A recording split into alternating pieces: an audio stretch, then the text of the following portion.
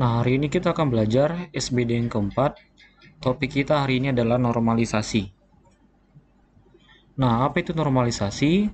Normalisasi adalah proses untuk mengubah suatu informasi utama yang memiliki masalah tertentu atau dikatakan namanya masalah anomali.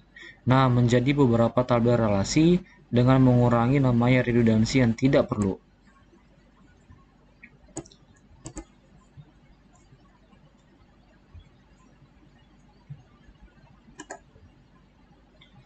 Nah, istilah normalisasi itu berasal dari E.F. Codd, salah satu orang perintis teknologi basis data.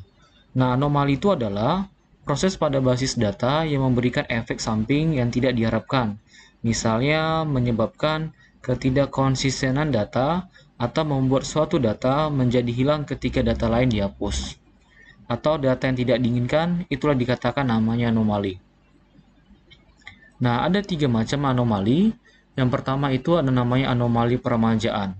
Anomali ini terjadi bila terjadi pengubahan pada sejumlah data yang mubazir, tetapi tidak seluruhnya diubah. Yang kedua, itu ada namanya anomali penghapusan.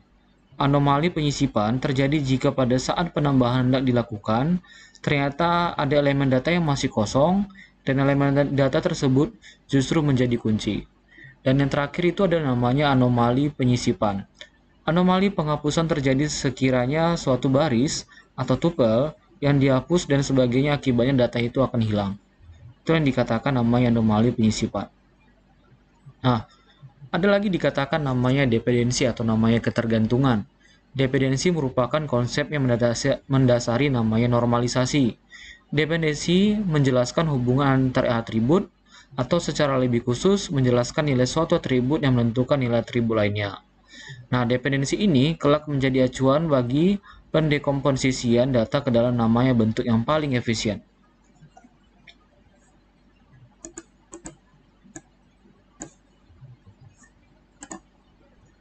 Nah, ada macam-macam dependensi. Yang pertama itu namanya dependensi fungsional. Nah, dependensi fungsional ini adalah macam-macam dependensi yang banyak diulas pada literatur basis data. Dependensi fungsional didefinisikan sebagai berikut. Nah, definisi ini biasanya dituangkan dalam bentuk notasi seperti berikut. Nah, di sini ada X menuju ke Y, di mana contohnya kita buat makul itu isinya adalah ada kode, ada makul, dan ada SKL. Maka makul itu akan mendefinisikan daripada namanya si SKS. Itulah dikatakan namanya dependensi fungsional. Yang kedua ada namanya definisi fungsional sepenuhnya. Nah, dependensi fungsional sepenuhnya adalah suatu atribut Y mempunyai dependensi fungsional penuh terhadap namanya atribut X jika Y mempunyai dependensi fungsional terhadap X. Yang kedua, atau Y tidak memiliki dependensi terhadap bagian dari yang lain atau dari yang X. Nah, contohnya di sini saya buat nilai. Nilai itu diambil dari atau bagian-bagian nilai itu ada NIM, makul, SEM, atau semester, dan nilai.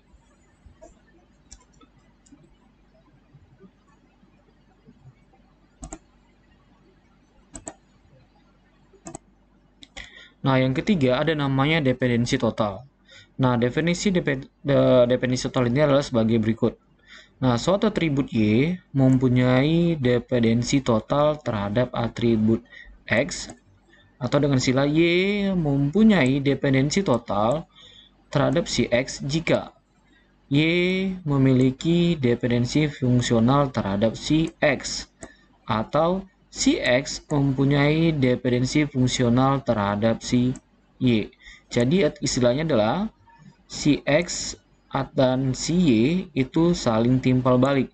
Si X mempengaruhi si Y dan si Y adalah mempengaruhi si X. Contohnya nih, mahasiswa itu isinya adalah NIS, nama, grup, jurusan. Maka kalau saya bilang di sini NIS itu berarti sama dengan nama si mahasiswa. Oke, inilah dikatakan namanya dependensi total. Nah, yang keempat ada namanya dependensi transitif.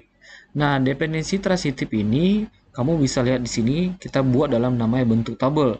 Contohnya di sini ada kuliah, ada ruang, ada tempat, ada waktu. Jadi kalau dibilang kuliah, maka mempengaruhi ruang, maka mempengaruhi tempat, dan mempengaruhi namanya waktu. Nah, terlihat bahwa kuliah, ruang, tempat, dengan demikian tempat mempunyai dependensi transitif terhadap namanya kuliah, atau di sini mereka saling terhubung. Si ruang berhubungan ke kuliah dan berhubungan ke tempat dan berhubungan ke namanya waktu. Oke. Nah, selanjutnya ada namanya bentuk normal. Nah, aturan-aturan normalisasi dinyatakan dalam nama istilah bentuk normal. Bentuk normal adalah suatu aturan yang dikenakan pada relasi-relasi dalam basis data dan harus dipenuhi oleh relasi-relasi tersebut pada level normalisasi. Nah, suatu realisasi dikatakan berada dalam bentuk normal tertentu jika memenuhi namanya kondisi tertentu.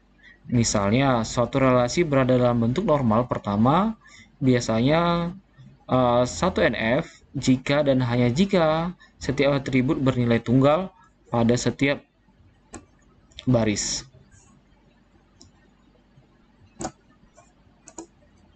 Nah, ada beberapa level yang digunakan pada normalisasi.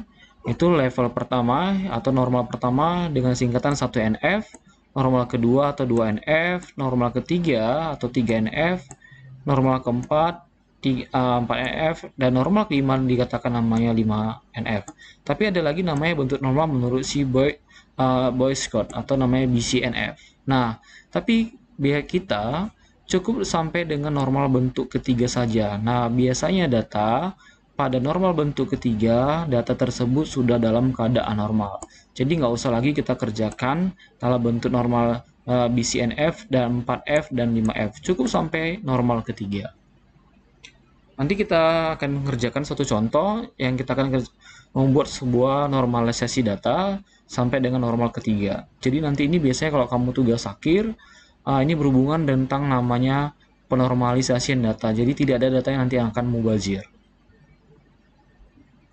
Nah, bentuk normal pertama hingga ketiga dibuat oleh CEF Cobb merupakan bentuk normal yang umum dipakai. Artinya bahwa pada kebanyakan relasi, bila ketiga bentuk normal tersebut telah dipenuhi, maka persoalan anomali tidak akan muncul lagi. Tadi anomali adalah ada yang data tidak diinginkan. Jadi kalau dia pada saat normal ketiga, tidak ada lagi yang namanya anomali.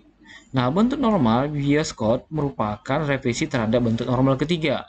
Nah, bentuk normal 4 dan 5F dikumpulkan oleh si Fagin. Hanya dipakai pada kasus-kasus khusus, yakni pada relasi yang menggantung dependensi nilai banyak. Jadi, kita cukup sampai dengan normal ketiga saja. Kalau 4 dan 5 itu nanti kasusnya cukup lebih besar. Jadi kita nggak pelajari yang sampai lebih besar, cukup yang dengan data yang standar saja. Nah, ini ada contoh, nih kamu lihat. Jadi kita pengen menormalisasikan sebuah data. Ini ada contoh faktur pembelian barang. Ini kamu lihat nih faktur pembelian barang. Nah, pada PT Revanda Jaya, Jalan Bekasi Timur nomor 2, Bekasi Timur. Nah, transaksi dilakukan pada tanggal 07/02/2001 dengan nomor, berarti nomor fakturnya adalah 998. Kemudian di sini dia membeli sebuah barang dari supplier dengan kode supplier 301 dan nama supplier adalah Gobel Nusantara. Nah, dia membeli barang berdasarkan kode, ada kode barang itu A01 dengan nama barang, AC Spirit dan seterusnya. Dan ada jumlahnya, kualitinya, harganya, jumlah, dan total berapa ini belanjakan, dan tanggal jatuh tempo fakturnya. Nah, ini kita akan membuat normalisasi data melalui contoh faktur pembelian barang ini. Nah, langkah yang pertama, kita buat dulu dalam bentuk namanya tidak normal atau dikatakan namanya anomali. Nah, langkah pertama dalam menyelesaikan permasalahan dari tampilan nota pembelian barang adalah membentuk nota menjadi label dalam bentuk tidak normal. Dalam bentuk normal ini, semua field di data dan semua data yang ada direkam, serta bagian yang double tidak perlu dituliskan. Jadi data yang double tidak perlu dituliskan. Hasil dari bentuk tidak normal dari nota di atas atau yang tadi dapat kita lihat pada tabel berikut ini. Nah, ini contoh nih. maka hasil bentuk tidak normal atau anomali atau dikatakan namanya normal. Untuk mempergampang kita, maka kita membutuhkan tadi tabel bantu kita. Ini dia si faktor pembelian barang. Nah, kita tentukan dulu, kita cari dulu apa yang menjadi field dalam faktor pembelian barang tersebut. Field inilah nantinya akan bisa kita simpan dalam namanya record database.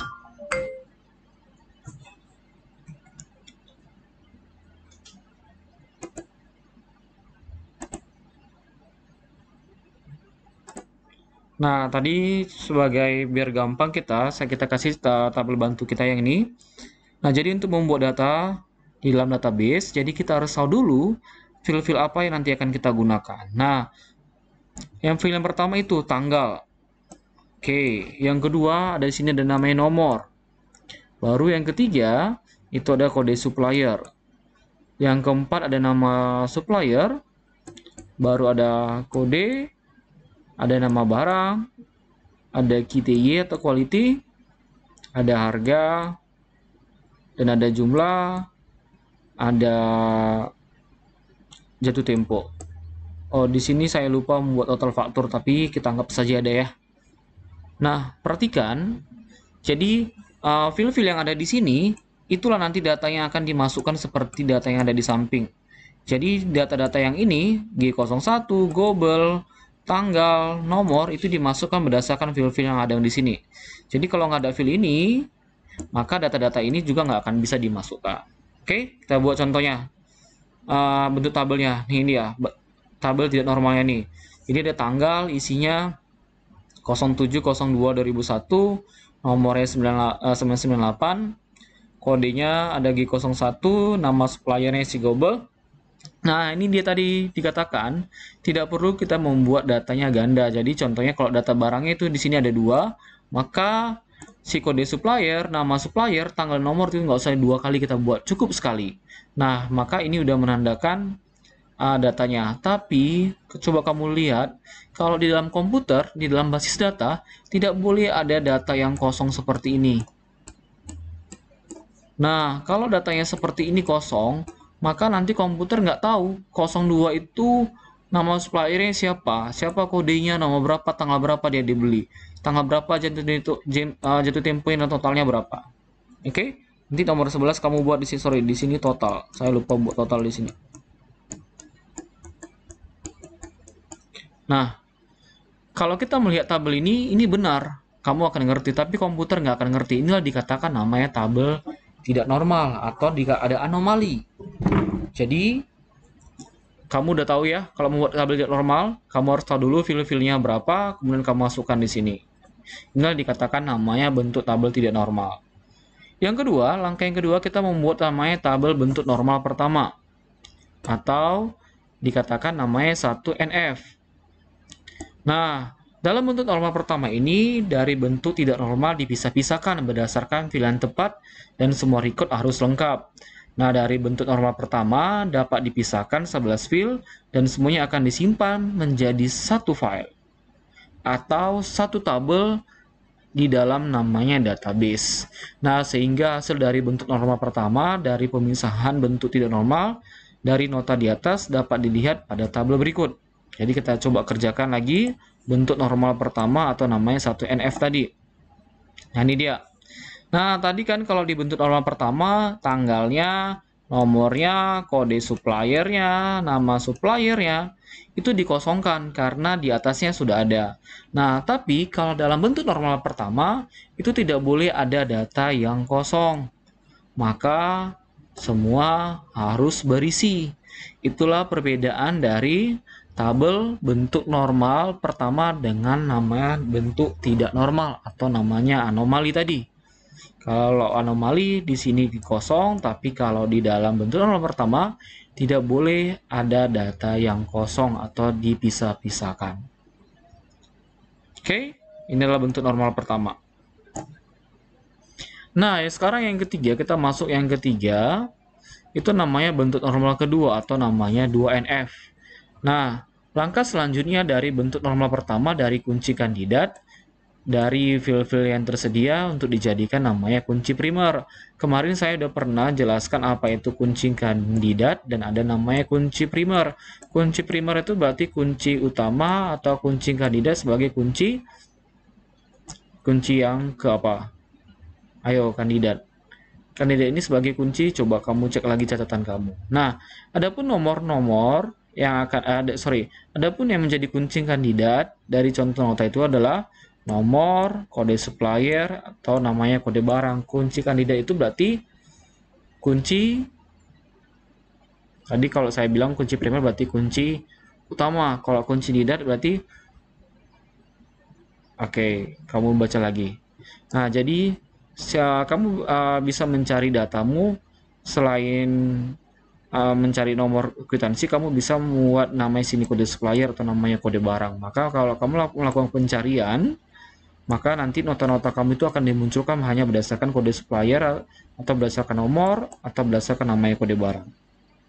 Nah, dengan mengacu 3 kunci kandidat tadi dan melihat ketergantungan field-field yang bukan kunci pada field yang menjadi kunci kandidat, maka pada bentuk normal kedua bisa dibuat 3 buah file atau tabel, yaitu sebagai berikut. Ini kamu lihat nih, saya kasih gambaran lagi. Ini tadi bentuk faktor kita. Nah, tabel yang pertama itu adalah tabel supplier. Kenapa Bang? Karena tadi di sini kita ada tabel supplier ya, disimpan. Jadi dimasukkan kode supplier yang tadi sini G001, langsung muncul namanya di sini adalah Global Nusra. Maka data ini pasti otomatis sudah tersimpan di dalam namanya database. Atau kita buat nama datanya itu tersimpan di dalam namanya tabel supplier. Yang kedua, tabel nota berarti yang ini, hasil dari pemrosesan itu. Yang ketiga, ini dia tabel barang. Kenapa ada nama tabel barang? Tabel barang itu berarti tadi sini ada kode barang, kita berdasarkan beli kode barang dan ada nama barang. Jadi kalau dimasukkan kode barang, oke, maka saya lupa di sini tambahkan harga. Saya lupa masukkan di sini harga, kamu tambahin 1. Jadi kalau dimasukkan nih kode barang A01, maka nama barang dan harganya muncul. Sama seperti kalau kamu mau kayak Indomaret, kalau kamu masukkan kode barangnya, maka nama barangnya akan muncul dan berapa harganya. Atau bisa kadang-kadang kalau kamu mencari barang, contohnya mencari pulpen, maka si kasir akan meminta kode barangnya. Kalau kamu nggak tahu kode barangnya, maka ini tanya pulpennya mereknya apa. Itu juga dikatakan namanya kunci kandidat. Nah, dari hasil si tabel supplier dan tabel barang, maka dihasilkan namanya tabel nota. Nah, tabel nota ini dihasilkan dari kode supplier. Jadi dimasukkannya kode supplier, maka tadi muncul si global ini. Terus dimasukkan lagi kode, maka muncul nama-nama barang dan berapa harganya. Jadi berdasarkan dari si tabel supplier sama tabel barang, maka ini digabungkan, maka muncullah namanya tabel nota, sehingga datanya muncul seperti ini. Nah, sama seperti kalau kamu di Medicom, pada saat kamu mendaftar, data kamu itu tersimpan di dalam nama database namanya biodata. Nah, ada lagi data untuk nilai. Nah, jadi data nilai kamu itu diambil berdasarkan biodata kamu, maka sudah ada 2 tabel di situ. Ada lagi namanya tabel untuk uang kuliah. Nah, uang kuliah itu diambil berdasarkan namanya tabel biodata kamu. Jadi tabel biodata ini bisa mempengaruhi tabel nilai dan bisa juga mempengaruhi namanya tabel uang kuliah. Jadi kalau nggak ada tabel biodata, maka uang kuliah dan nilai itu juga tidak akan bisa diinput. Sama seperti ini, tabel nota nggak akan ada kalau tidak ada namanya tabel barang. Jadi kalau nggak tabel barang, maka nggak ada tabel nota. Maka kamu nggak akan bisa membeli barangnya tadi. Tidak ada data-datanya itu. Dan kamu juga nggak akan bisa membeli barang tanpa ada namanya tabel supplier. Oke, jadi tabel-tabel ini saling berhubungan. Itulah dikatakan namanya database. File-file yang saling berhubungan itu dikatakan namanya database. Nah, dari bentuk normal kedua, ini ada simbol bintang. Kalau simbol bintang itu berarti artinya kunci primer. Kalau simbol bintangnya 2 kali berarti namanya kunci tamu atau namanya kunci kandidat. Oke? Jadi kalau simbol bintang ini kode supplier itu berarti ini yang utama. Apalagi tadi? Oke, baru di sini juga. Nah, kalau di tabel nota, kunci utamanya itu adalah nomor. Jadi kalau di tabel nota, kunci utamanya itu adalah nomor. Ini adalah bentuk tabel normal kedua atau namanya D2NF. Kita lanjut. Nah, langkah keempat berarti kita membuat normal yang ketiga atau namanya D3NF. Nah, membuat tabel pemisah berdasarkan filenya bukan kunci kandidatnya, membuat ketergantungan data atau namanya dependensi. Dependensi itu berarti ketergantungan data. Nah, kita buat ini contoh tadi sama seperti yang tabel. Jadi kalau udah ada tabel yang kedua, maka kamu udah gampang membuat bentuk normal yang ketiga. Caranya sama. Jadi bentuk tabel supplier, tabel nota, dan tabel barang gambarnya sama. Jadi gambar bentuk yang kedua dengan yang ketiga itu adalah sama. Oke? Nah, biasanya sampai ketiga ini data itu sudah dalam bentuk dalam keadaan normal. Kamu harus tahu bentuk normal pertama, kedua, dan ketiga, karena ini akan kita pelajari nanti pada saat di pertemuan ke-6, pertemuan ke-7, pertemuan 8, sampai mungkin di pelajaran semester ini akan kita pelajari. Bahkan nanti pada saat kamu mengerjakan tugas akhir, kamu harus tahu juga bentuk-bentuk data kamu. Jadi harus ada bentuk normal pertama, kedua, dan ketiga. Kita lanjut. Ini saya ada contoh.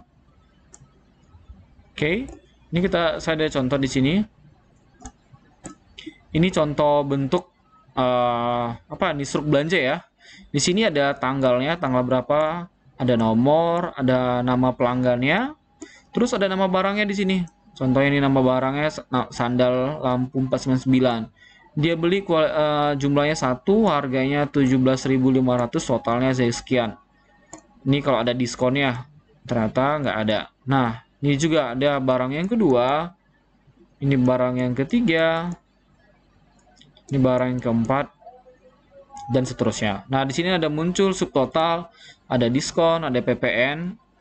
Nah, jadi filenya di sini berarti ada tanggal, ada nomor, ada pelanggan, ada jenis barang, ada kode barang. Ini kode barang yang ini, kemudian jumlahnya, harganya, kemudian totalnya di sini, ada subtotal, dan ada diskon, ada PPN.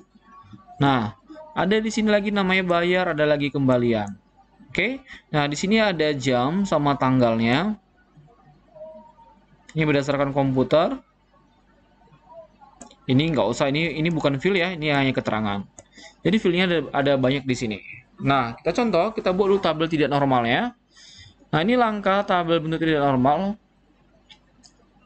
Oke, kamu lihat sini ada nomor nota tadi, ada nama pelanggan. Nah, kalau bentuk normal pertama, tadi dia ada belanja barang itu ada 5 item. Nih, kamu lihat. Nah, sama seperti ini, 5 item dalam satu nomor nota dan satu nama pelanggan. Jadi, kalau bentuk tidak normal, yang ini nggak usah diisi. Kalau barangnya ada 5, nama pelanggan sama nomor nota cukup sekali saja dibuat. Itu dikatakan namanya tidak normal. Kenapa Bang ini dikatakan tidak normal? Komputer nggak kenal ini. 678 ini punya siapa? 824, 36, 30 itu punya siapa? Nah, tapi kalau manusia tahu, oh ini berarti punya si Ahmad. Nah, kalau di komputer nggak bisa. Inilah dikatakan namanya bentuk namanya tidak normal. Yang kedua, bentuk normal yang pertama atau 1NF. Langkah kedua tadi 1NF, bentuk normal pertama. Ini normal yang pertama. Nah, ini dia data-datanya diisi lagi. Jadi bedanya tadi yang dengan normal, datanya di sini kosong. Kalau di bentuk normal pertama, datanya sudah terisi. Nah, ini dia bentuk normal ketiga sama seperti jadi untuk mendapatkan transaksi atau nota tersebut, datanya itu berasal dari mana? Data pelanggan dan double barang. Jadi nota ini diambil dari pelanggan dan barang. Ya, simbol bintang ini itu tadi aku bilang itu adalah kunci primer. Kalau ini adalah berarti kunci tamu.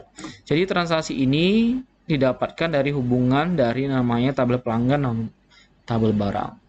Nah, langkah keempat ini hampir sama nih. Tadi saya bilang, cuma bentuknya saya ubah.